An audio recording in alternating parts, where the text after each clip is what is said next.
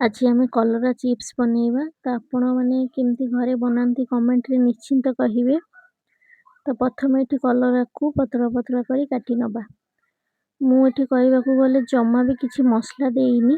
ଆପଣ ଚାହିଁଲେ ଆପଣଙ୍କର ଇଚ୍ଛା ଅନୁସାରେ ଜିରା ଗୁଣ୍ଡ, ଧନିଆ ଗୁଣ୍ଡ ଟିକେ ଦେଇପାରିବେ। ମୁଁ ଏଠି କେବଳ ଲୁଣ ଆଉ ହଳଦୀ ଦେଇଛି।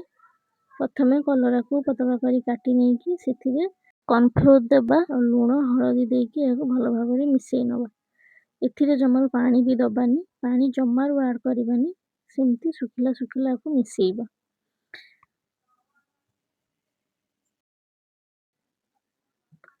ତାପରେ ଗୋଟେ କଢ଼େଇରେ ତେଲକୁ ଗରମ କରି ଏହାକୁ ଗୋଟି ଗୋଟି କରି ଦେଇଦେବା।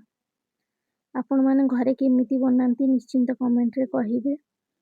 ଆଉ ମୁଁ ତ କିଛି ମସଲା ଦେଇନି, ଏଥିରେ କେବଳ ଲୁଣ ଆଉ ହଳଦୀ ଦେଇଛି। ଆପଣ ଚାହିଁଲେ ଚାଉଳ ଗୁଣ୍ଡ ମଧ୍ୟ ଦେଇପାରିବେ, ଜିରା ଗୁଣ୍ଡ, ଧନିଆ ଗୁଣ୍ଡ, ଲଙ୍କା ଗୁଣ୍ଡ, ଆପଣଙ୍କ ଇଚ୍ଛା ଅନୁସାରେ ଆପଣ ଆଡ଼୍ କରିପାରିବେ। ଏଥିରେ ଗୋଟି ଗୋଟି କରି ଭାଜି ନେବା।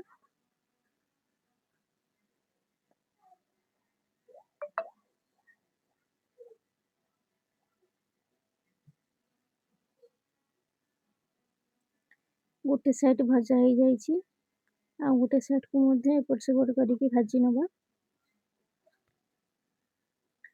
ଟିକେ କଡ଼ା କରିକି ଭାଜିବା, ତେଣୁ କ୍ରିସ୍ପି ହେବ ଟିକେ। ଦେଖନ୍ତୁ ମୋର ରେଡ଼ି ହେଇଯାଇଛି କଲରା ଭଜା। ବହୁତ ହି କ୍ରିସ୍ପି ହେଇଥିଲା। ମୁଁ ଆପଣମାନଙ୍କୁ ଦେଖାଉଛି, ଦେଖିବେ କେତେ କ୍ରିସ୍ପି, ମାନେ ଧରୁ ଧରୁ ଭାଙ୍ଗି ଯାଇଥିଲା।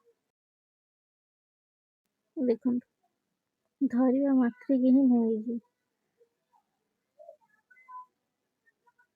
ଏମିତି ସିମ୍ପୁଲ ହିଁ ବହୁତ ଭଲ ଲାଗେ। ତ ଆପଣ ଚାହିଁଲେ ମସଲା ମଧ୍ୟ ଆଡ଼୍ କରିପାରିବେ। ମୁଁ ଯେମିତି ଘରେ ବନାଏ ସେମିତି ହିଁ ଆପଣଙ୍କ ସହିତ ସେୟାର କରିଛି। ତ ଭିଡ଼ିଓଟି କେମିତି ଲାଗିଲା ନିଶ୍ଚିନ୍ତ କହିବେ। ଆଉ ଭଲ ଲାଗିଲେ ଗୋଟେ ଲାଇକ୍ ମଧ୍ୟ କରିଦେବେ।